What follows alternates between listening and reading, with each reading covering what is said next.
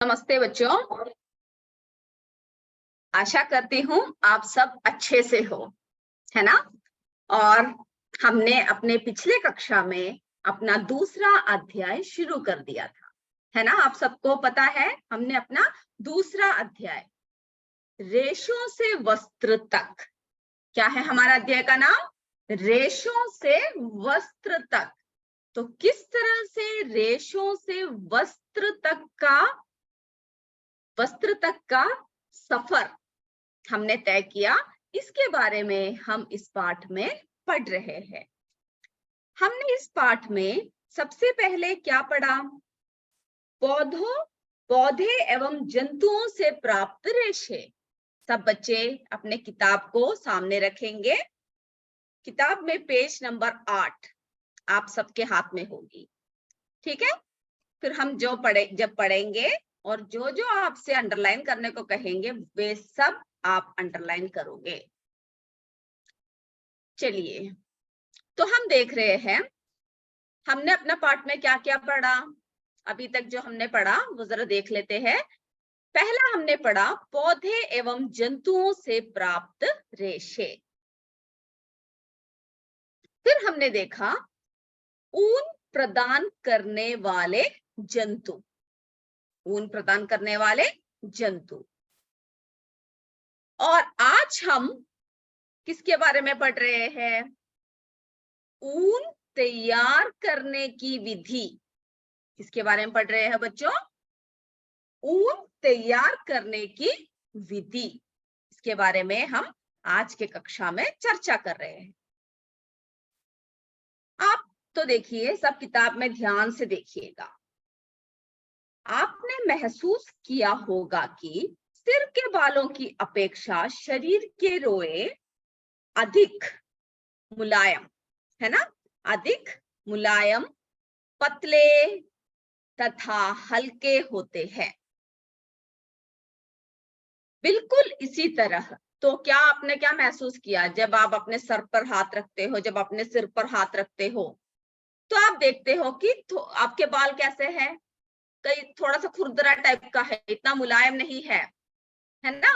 कई लोगों के मुलायम बाल होते हैं, लेकिन फिर भी क्या है, जब आप अपने शरीर के बालों को छुओगे तो क्या लगेगा आपको कि वे काफी मुलायम, पतले और हल्के हैं, है ना।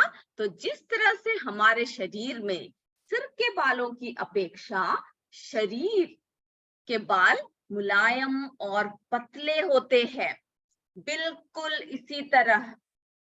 इसी तरह भेड़ के रेशे भी 2 प्रकार के हैं, है ना। भेड़ के रेशे भी क्या है? 2 प्रकार के हैं। तो सभी बुक में जरा अंडरलाइन कर लीजिए कि भेड़ के रेशे क्या है? 2 प्रकार के होते हैं। कौन कौन से हैं वे प्रकार? जरा देख लीजिए। दाढ़ी के रूखे बाल, ये देखिए, पहला आप सब जरा अंडरलाइन कर लीजिए किताब में। दाढ़ी के रूखे बाल, वो है हमारा पहला। 2 प्रकार के बालों की बात कर रहे हैं हम। 2 प्रकार के किसके रेशों की बात कर रहे हैं? भेड़ों के बारे में। तो सबसे पहला है दाढ़ी के रूखे बाल। फिर दूसरा क्या आ रहा है बच्चों? त्वचा पर स्थित तंद्रूपी मुलायम बाल, है ना। जिस तरह से हमारे शरीर में मुलायम बाल होते हैं, उसी तरह भेड़ों के भी त्वचा पर स्थित तंद्रूपी मुलायम बाल होते हैं। और इन्हीं बालों का उपयोग हम किसमें करते हैं? हम ऊन बनाने के लिए करते हैं, है ना। उनकी त्वचा पर स्थित जो बाल है उसका उपयोग क्या करते हैं हम? विभिन्न प्रकार के ऊन बनाने के लिए हम लोग करते हैं। ये आप सबने देखा है। फिर हम देखेंगे कि आपको अब हमने आपको पिछले कक्षा में भी क्या दिखाया था, तस्वीरें दिखाई थी। तो देखिए, जैसे शरीर है, शरीर के अंदरूनी हिस्से में क्या है? मुलायम बाल है। कैसे बाल है बच्चों? मुलायम बाल। तो आप सिर्फ इतना याद रखिए कि ऊन तैयार करने के लिए हम लोग क्या कर रहे हैं? त्वचा पर स्थित तंद्रूपी मुलायम बालों का इस्तेमाल करते हैं, है ना। तो सभी को पता लग गया 2 प्रकार के उनके रेशों की जो हमने बात किया, वे 2 प्रकार के रेशों की बात हमने कर लिया है। तो सभी उसमें जरा अंडरलाइन कर लीजिए और अभी इसे अपने दिमाग में इसको बिठा लीजिए। ठीक है, अब चलिए हम लोग आगे बढ़ते हैं। आगे बढ़ते हुए देखते हैं क्या आ रहा है। तो अगला देखिए आप, भेड़ पालन और प्रजनन, है ना। भेड़ों का पालन किस तरह से करते हैं हम लोग और कहाँ कहाँ पर कौन कौन से किस्म के भेड़ पाए जाते हैं।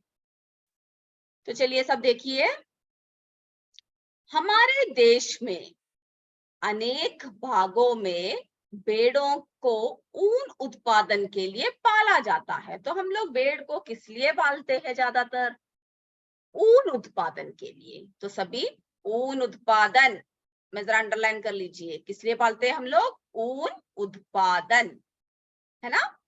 ऊन उत्पादन के लिए पाला जाता है।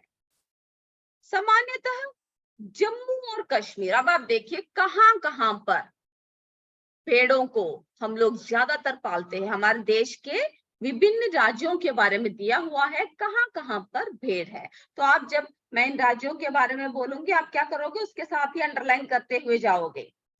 जम्मू और कश्मीर, हिमाचल प्रदेश, उत्तराखंड, अरुणाचल प्रदेश, है ना, अरुणाचल प्रदेश, और कहां पर है? सिक्किम। और कहां पर है बच्चों? सिक्किम के पहाड़ी क्षेत्रों, सिक्किम के पहाड़ी क्षेत्रों अथवा हरियाणा। देखिए सबको अंडरलाइन कर लीजिए, देशों के नाम, राज्यों के नाम जो दे रखे हैं हमारे देश में, उन सबको अब अंडरलाइन कीजिए। हम बता रहे हैं भेड़ पालन कहां कहां पर होता है।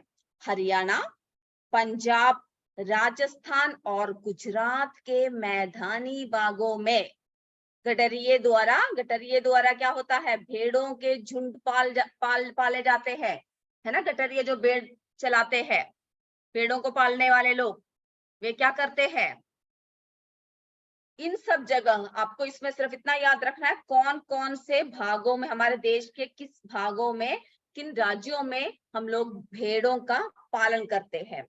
तो आप देखिए, एक और बार देख लीजिए, जम्मू और कश्मीर, हिमाचल प्रदेश, अंडरलाइन कर लीजिए सारे, उत्तराखंड, अरुणाचल प्रदेश और सिक्किम के पहाड़ी क्षेत्रों अथवा हरियाणा, पंजाब, राजस्थान और गुजरात के मैदानी भागों में, क्योंकि मैदान चाहिए ना भेड़ों को पालने के लिए, बहुत बहुत जगह चाहिए।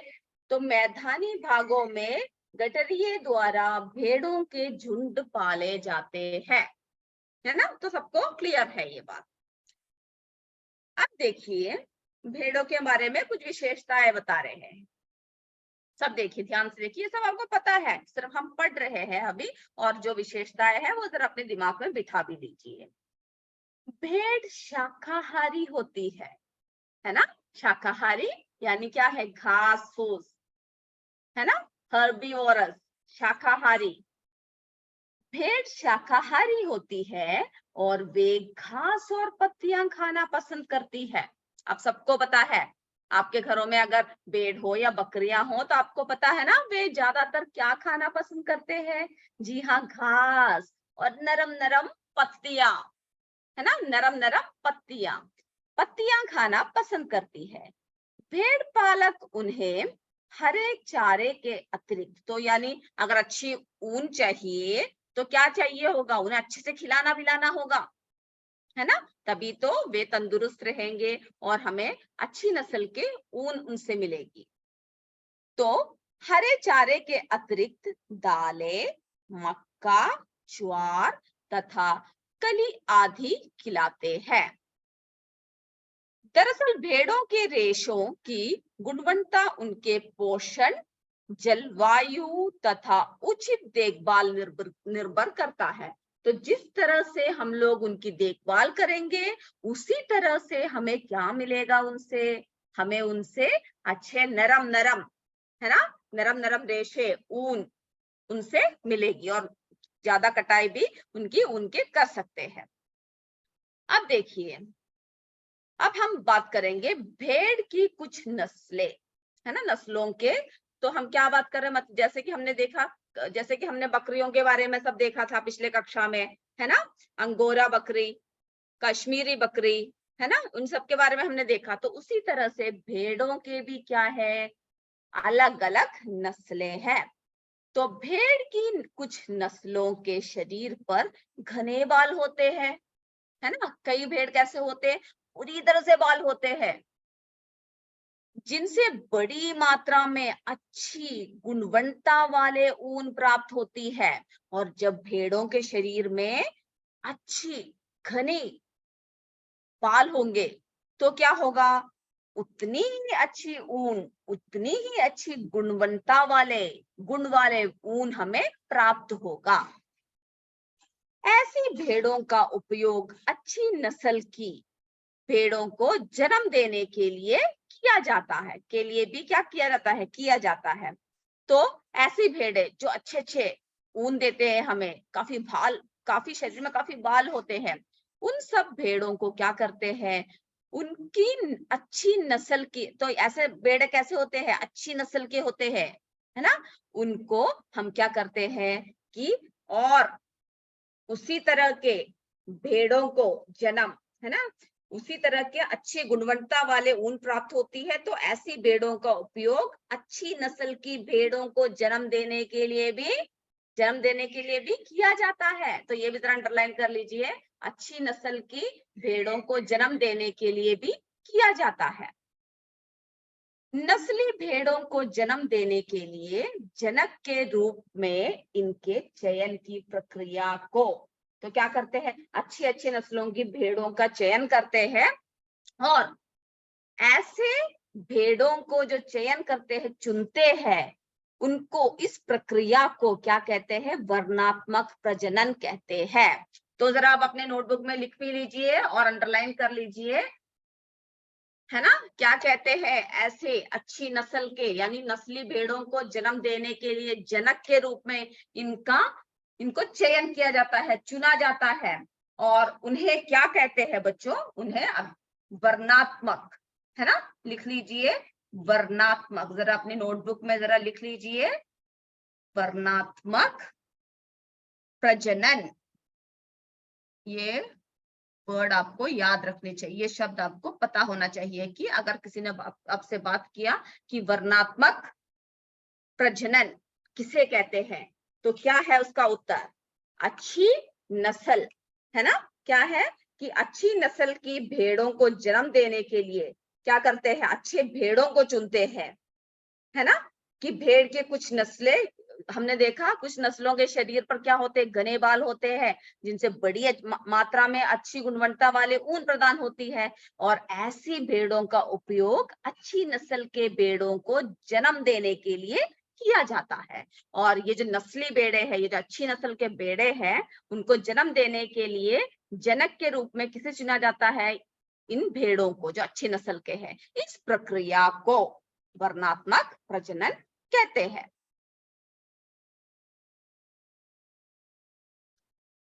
फिर हमने क्या देखा कि हमने देखा,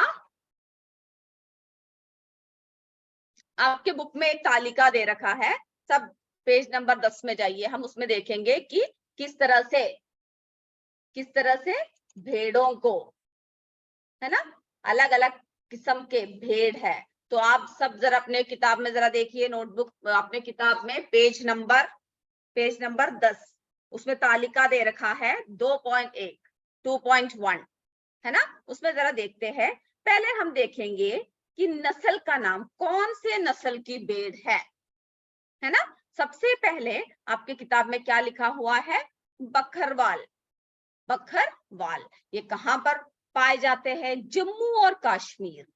कहां पाए जाते हैं, जम्मू और कश्मीर। और किस लिए किया जाता है, कैसे ऊन होता है, ऊनी शालों के लिए, है ना, इनके ऊन का क्या उपयोग है, ऊनी शालों के लिए। तो सबसे पहले हमने कौन से भेड़ को देखा, हमने बकरवाल, है ना, ये देखिए इस तरह के भेड़ होते हैं बकरवाल। हमने देखा कि अलग अलग किस्म के भेड़, देखिए कितना घने, है ना, घने क्या है, इनके ऊपर ऊन है। तो बकरवाल, बकरवाल कहाँ पाए जाते हैं? जम्मू और कश्मीर। अंडरलाइन कर लीजिए सभी। और इस तालिका को आप अपने नोटबुक में लिखोगे भी और अपने अध्यापकों को दिखाओगे भी। ठीक है, अगली बार आप पढ़कर याद कर कर इस तालिका को अपने नोटबुक में लिख लीजिएगा। तो बकरवाल जम्मू और कश्मीर में पाया जाता है और इनकी ऊन का उपयोग हम लोग ऊनी शालों के लिए किया जाता है, ऊनी शॉल बनाने के लिए करते हैं। चलिए अब देखिए आपके तालिका में अगला कौन सा दे रखा है।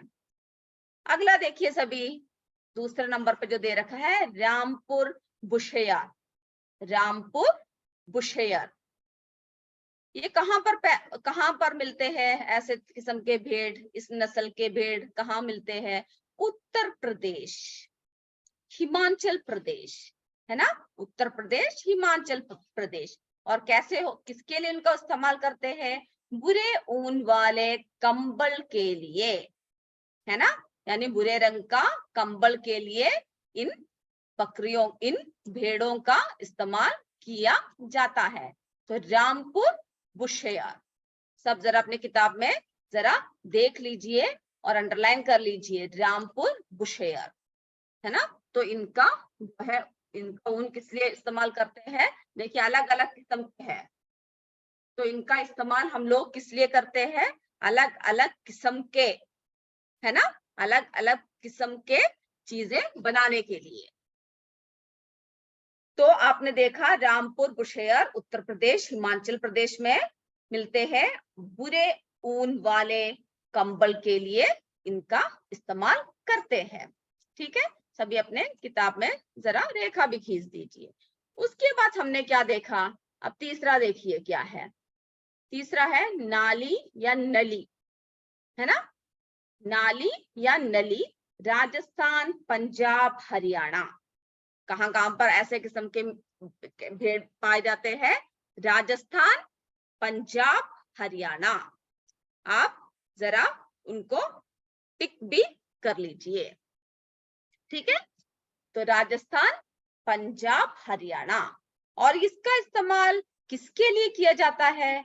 गलीचे के लिए, है ना। आपने देखा होगा कि गलीचे आपके घरों में, है ना, ऐसे मोटी तरह के एक क्या होता है, कालीन, है ना, इस तरह के कालीन देखे होंगे आपने।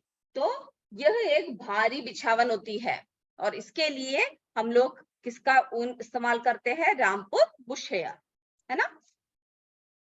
रामपुर बुशेयर नाली, है ना, नली, नली जो है राजस्थान, पंजाब, हरियाणा में पाया जाता है और उनका ऊन जो है हम लोग गलीचे के लिए इस्तेमाल किया जाता है। तो हम लोग तीसरा पढ़ रहे हैं नाली या नली, जो राजस्थान, पंजाब, हरियाणा में पाया जाता है और गलीचे के लिए इनका इस्तेमाल किया जाता है। उनसे अधिक हम लोग क्या बनाते हैं? गलीचे बनाते हैं। अब देखिए अगला, देखिए लोही। अगला कौन सा आ रहा है? लोही, राजस्थान, पंजाब, है ना, लोही, राजस्थान, पंजाब। और उनका इस्तेमाल हम लोग किस लिए करते हैं? ऊनी वस्त्र के लिए। तो इन भेड़ों के ऊन का इस्तेमाल हम लोग किस लिए करते हैं? ऊनी वस्त्र बनाने के लिए। तो लोही, राजस्थान, पंजाब, राजस्थान, पंजाब, ठीक है, राजस्थान और पंजाब। और इनका इस्तेमाल जो है हम लोग ऊनी वस्त्र बनाने के लिए हम लोग क्या करते हैं? करते हैं। तो आप देखिए, ये देखिए चित्र, देखिए देखिए अलग अलग किस्म के भेड़ है। तो इनका इस्तेमाल हम लोग किस लिए कर रहे हैं? हम लोग ऊनी वस्त्र बनाने के लिए, है ना। लोही राजस्थान में पाया जाता है, पंजाब में इनका पालन होता है और ये हम ऊनी वस्त्र के लिए करते हैं। अब अगला देखिए आपके तालिका में कौन सा दे रखा है? अगला दे रखा है मारवाड़ी, है ना, मारवाड़ी। आपके तालिका में देखिए मारवाड़ी, जो कहां पर पाए जाते हैं? गुजरात। तो आपको भेड़ के किस्म का, कौन से नस्ल का है वो याद रखना है, किस जगह, किस राज्य में पाया जाता है उसका नाम भी याद रखना है। तो गुजरात। और ये कैसे होते हैं? मोटी व रूक्ष ऊन कंबल के लिए, जब क्या होता है जब ऊनी कंबल है ना, जो आप जब सर्दियां आती है तो आप बहुत ही मोटे मोटे कंबल लेते हो ना, तो क्या है मारवाड़ी ये गुजरात में पाए जाते हैं। मोटी व रूक्ष ऊन कंबल के लिए, ऊनी कंबल के लिए क्या करते हो आप, है ना, जैसे कि देखिए ऐसे से मोटे मोटे कंबलों का इस्तेमाल करते हो ना आप जब सर्दियां सब आती है। तो ये सब देखिए, ये सब इनके ऊन का बना हुआ है, मारवाड़ी है ना, गुजरात में पाया जाता है, जो मोटी व रूक्ष ऊन कंबल के लिए इस्तेमाल करते हैं। अब देखिए उसके बाद हम किसके बारे में बात कर रहे हैं, कौन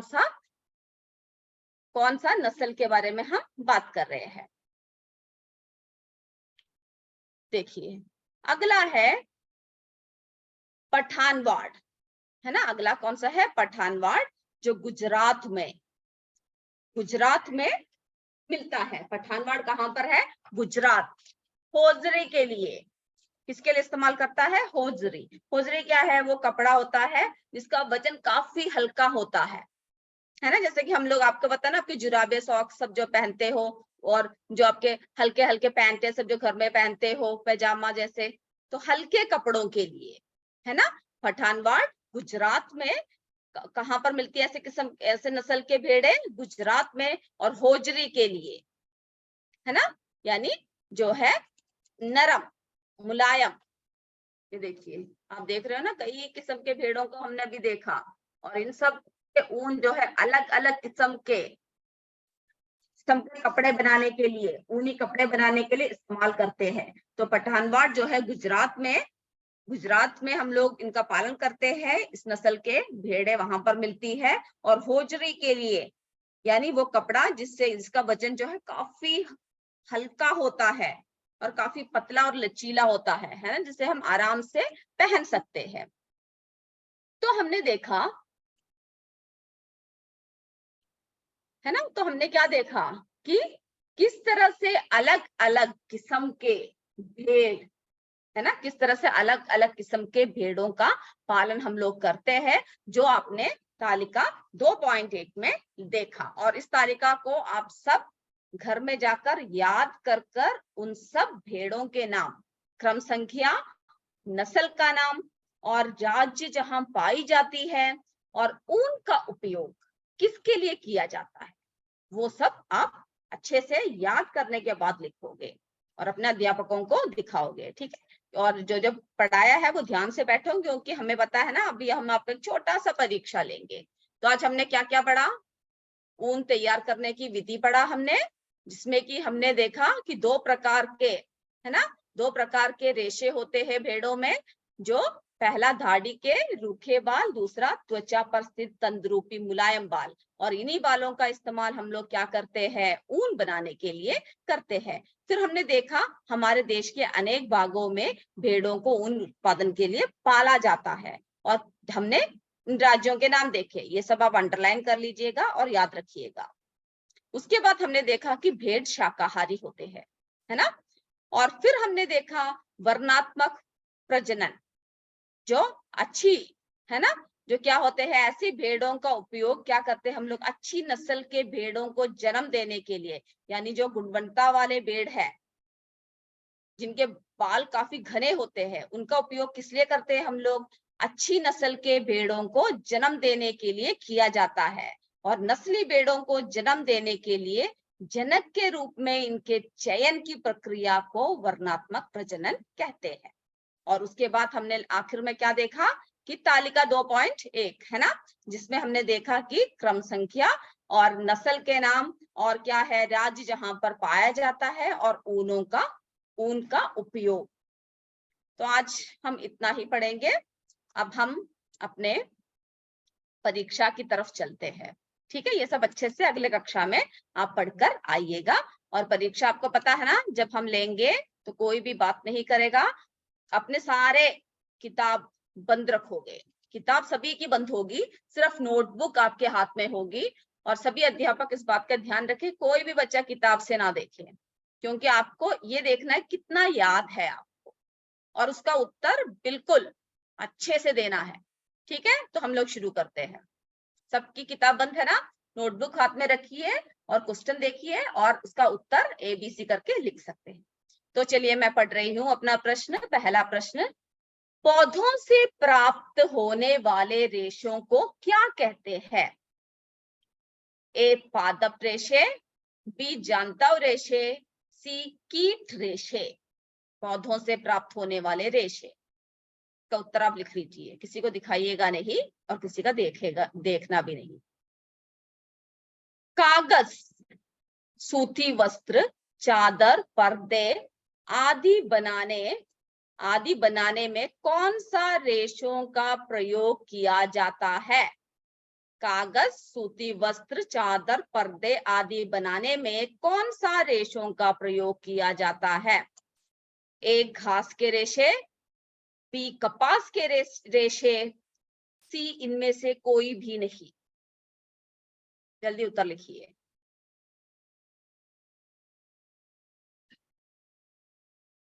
अगला देखिए, रेशम के रेशे कहाँ से प्राप्त किए जाते हैं? रेशम के रेशे कहाँ से प्राप्त किए जाते हैं? ए जानवरों से, बी मधुमक्खियों से, सी रेशम कीट के कोकून से। रेशम कीट के कोकून से। ए जानवरों से, बी मधुमक्खियों से, सी रेशम कीट के कोकून से। अब अगला देखिए, भेड़ की त्वचा के बाल से प्राप्त किए जाने वाले मुलायम घने रेशों को, है ना, भेड़ की त्वचा के बाल से प्राप्त किए जाने वाले मुलायम घने रेशे को क्या कहा जाता है? ऊन, रस्सी, इसमें से कोई भी नहीं। इनमें से कोई भी नहीं। मुलायम बाल को क्या कहते हैं? पांचवा देखिए, अंगोरा बकरी कहाँ पाया जाता है? अंगोरा बकरी कहाँ पाया जाता है? केरल, बी राजस्थान, सी जम्मू कश्मीर। अंगोरा बकरी कहाँ पाया जाता है? ए केरल, बी राजस्थान, सी जम्मू कश्मीर।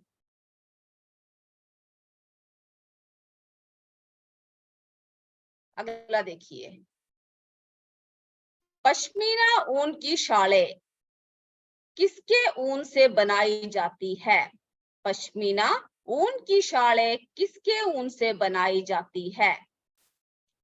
ए कश्मीरी बकरी, बी आसामी बकरी, सी राजस्थानी बकरी। पश्मीना ऊन की शालें। अब सातवां देखिए, तिब्बत और लद्दाख में किसका ऊन प्रचलित है? तिब्बत और लद्दाख में किसका ऊन प्रचलित है? ए बकरी का, बी याक का, सी भेड़ का। ए बकरी का, बी याक का, सी भेड़ का। अगला देखिए, आठवां, लामा और एल्पैका नामक जंतुओं का ऊन कहाँ प्राप्त किया जाता है? लामा और एल्पैका नामक जंतुओं का ऊन कहाँ प्राप्त किया जाता है? ए दक्षिण अमेरिका में, बी अफ्रीका में, सी भारत में। लामा और एल्पैका। अगला देखिए, भेड़ कैसा जानवर है? मांसाहारी, शाकाहारी, मिश्रहारी। भेड़ कैसा जानवर है? अगला देखिए, वर्णात्मक प्रजनन किससे संबंधित है? ए अच्छी नस्ल की भेड़ों से, बी साधारण भेड़ों से, सी इसमें से कोई भी नहीं। तो आप सबने प्रश्न देख लिया ना? चलिए अब हम उत्तर एक एक करके आपसे पूछेंगे और आप माइक ऑन करके उनका जवाब दे सकते हो और जिनका सही है वो अपने आप को टिक करेंगे। पहला, पौधों से प्राप्त होने वाले रेशों को क्या कहते हैं? पादप रेशे। बहुत अच्छे। ए पादप रेशे। यही उत्तर लिखा होगा। हाँ, पादप रेशे। अपने उत्तर को सही कर लीजिए। पादप रेशे। बहुत अच्छे। अगला देखिए, कागज, सूती वस्त्र, चादर, पर्दे आदि कपास बनाने। रेशे। बहुत अच्छे, उत्तर एकदम कपास तैयार की। है। मेरा नाम सना बानो। हाँ, बहुत अच्छा जवाब दिया आपने। बी, कपास के रेशे, है ना, किससे बनाए जाते हैं? कपास के रेशे। अगला देखिए, रेशम के रेशे कहाँ से प्राप्त किए जाते हैं? कोकून से। बहुत अच्छे, सभी बोलिए। उत्तर सभी ने सही लिखा है ना?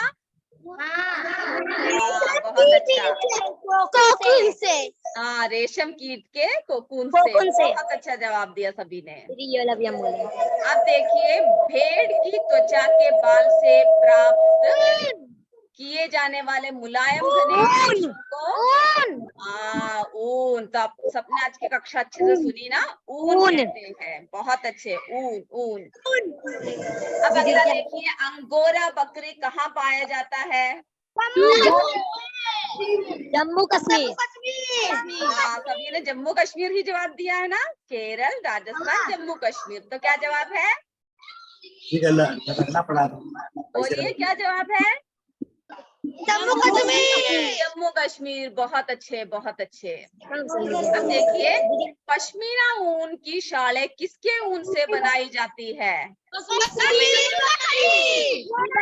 अच्छे, सबने अच्छा जवाब दिया, सही जवाब दिया। कश्मीरी बकरी। कश्मीरी बकरी। हाँ, ठीक है। आप सब अपने आंसर को टिक कर लीजिएगा। तिब्बत और लद्दाख में किसका ऊन प्रचलित है? तिब्बत और लद्दाख। भेड़ का।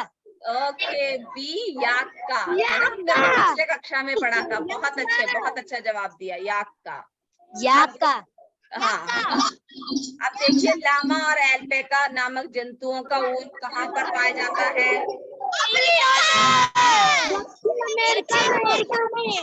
कहाँ पर पाया जाता है?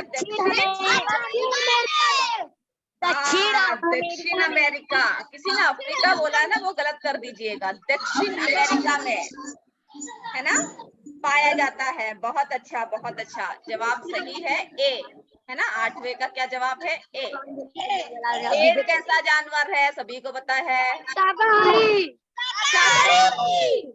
बहुत अच्छे, शाकाहारी, है ना? तो आप लोग उत्तर को सही कर दीजिए। B, B, very good. वर्णात्मक प्रजनन किससे संबंधित है?